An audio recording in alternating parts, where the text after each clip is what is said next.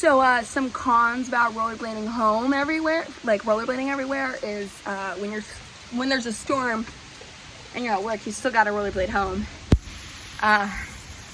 Yeah, I'm soaked through. And it's like I'm wearing a white t-shirt and not a single guy offered me a ride home on the way home.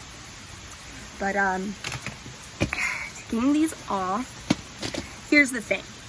Rollerblading in a storm technically ain't it, but also, tell me there's anything more satisfying than being able, to do, well, am I gonna be able to do it is the question.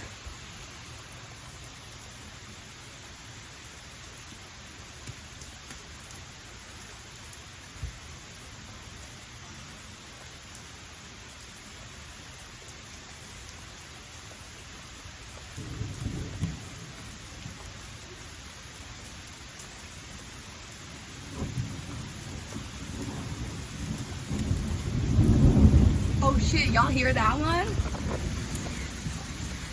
Anyway, go have fun in the rain.